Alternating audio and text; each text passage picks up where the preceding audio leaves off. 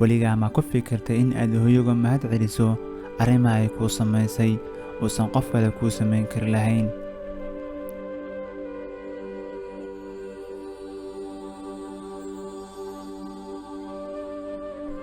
assalaamu calaykum waraxmatullaahi wabarakaatu.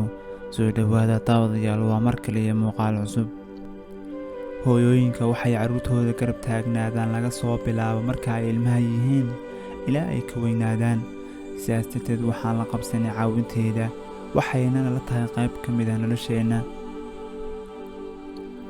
marka ay carruurtu yaryar yihiin way korisaa, iyadoo xanaanaynaysa. marka ay weynaadaan waxay la qaybsataa dhibaatooyinkooga, talooyin joogta ahna way siisaa. maadaama aan ilaa yaraanteennii la soo qabsannay iyadoo wax walba noo samaynaysaa, waxaan ilownaa in aan uga mahad celinno kaalinta ay noo buuxisay. kuwani waa 7 arrimood oo ay hooyo keliya noo samaysay. qaarkeedna laga yaabaa inaynaan ku baraarugsanayn. maaraynta waxa suurtagalka ah iyo waxaan suurtagalka ahayn iyadoo matalaysa magaca qoyska. ma jirto cid hooyooyinka la wadaagta darajada ay ka gaareen xanaanaynta iyo hagista qoyska. taasna dhammaanteen shaki noogama jiro. waa udubdhexaadka reer walba, waana qofka keliya lagu tiirsan yahay, laguna kalsoon yahay xaalad kasta oo taagan. hooyooyinkeen waxay xal u helaan culays kasta oo jira, waxayna maareeyaan nolosha qoyska iyagoo dhabarka u ridinaya caqabad kasta. qaar ka mid ah hooyooyinka waxaa sharaftooda meel uga dhaca ragga ay xaasaska u noqdaan ama bulshada ay ku dhex nool yihiin, laakiin iyagu marnaba kuma guuldaraystaan in ay carruurtooda xanaaneeyaan, jacaylna ay u muujiyaan. xitaa marka ay haystaan dhibaatooyinka dhaqaale, kuwa nafsad ahaaneed iyo arrimo kale oo badan, hooyinkan waxay suuro geliyaan in aan helno raashin, waxbarasho, wayna la difaacaan.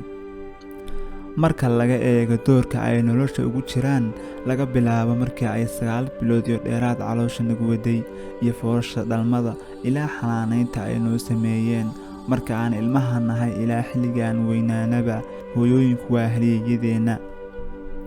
xilliyadii aan dareeminay dhaxanta, baahida ama xanuunka, hooyo ayaana garab taagnayd, iskuna diisay inay intii karaankeeda ahna caawiso.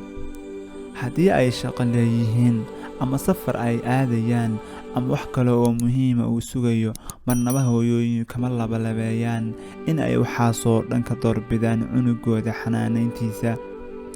maadaama ay naftooda oo dhan ilaaween, iyagoo caafimaadkeenna iyo horumarkeenna ka fikiraya, waxay naga mudan yihiin inaannu mahad celinno. ma jirto si aan abaalkooda u gudi karno. ma jirto cid sharaxaad ka bixin karta geesinimada ay leeyihiin marka ay u muuqdaan carruurtooda. hooyooyinka qaar naftooda ay halis u geliyaan ama wayba ku waayaan inta ay ilmahooda u dadaalayaan. miyaysan mudnayn in aan marwalba taas uga mahad celinno inta ay nool yihiin, si ay dhinteenna ugu ducayno si joogto ah? waxaa laga yaabaa noloshu inaysan si wanaagsan u taageerin hooyooyinkeenna, laakiin iyagu si buuxda ay annaga noo taageereen, mana aysanna dareensiinin wax cabsi ah. xitaa marka ay culays weyn iyo xanuun dareemayaan darteen, waxay noo muujiyaan farxad iyo in wax walba ay hagaagsan yihiin. haddii ay waxyeelo nagu soo socoto, hooyooyinkeenna ayaa geesiyaal ah oo isku dhiga dhibaato iyaga oo naga badbaadinaya. waxay noo yihiin ku dayasho, dhiiranaan buuxda ayaana ka helnaa. maadaama ay yihiin dadka aan ugu jecelnahay adduunka, hooyooyinku waxayna siiyaan casharo inta aan carruurta nahay, inta aan dhallinyarada nahay, iyo marka aan weynaanaba. taasna waa ay sii wadaan ilaa inta ay nool yihiin. maadaama ay khibrad u leeyihiin nolosha, ayna ka buuxdo xikmad, waxay nuu garab istaagaan qaadashada go'aanada adag ee nolosha khuseeya. tusaale ahaan, marka aan reer yeelanayno ama aan xulayno qofka aan nolosha la wadaagi lahayn, sidoo kale waxay noo tababaraan sidii aan waalidiin u noqon lahayn. markii ay noo diidayaan in aan soo iibsano alaabta carruurta ee qaaliga ah, waxayna barayaan qiimaha ay lacagtu leedahay. markii ay nagu canaanayaan in aan kitaabka iyo buugga akhrino, waxayna barayaan muhiimadda uu leeyahay aqoontu.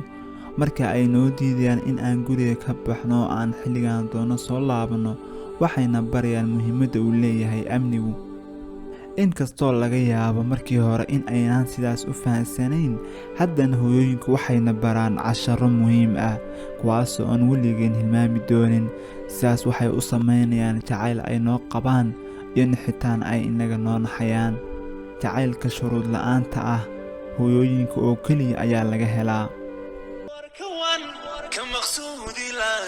murugadan qabe hooyoy macaan muuqaagu igama yidhila dhibtan soo mare hooyoy macaan markan ku arkawan ka maqsuudila murugadan qabe hooyoy macaan muuqaagu igama yidhila dhibtan soo mare hooyoy macaan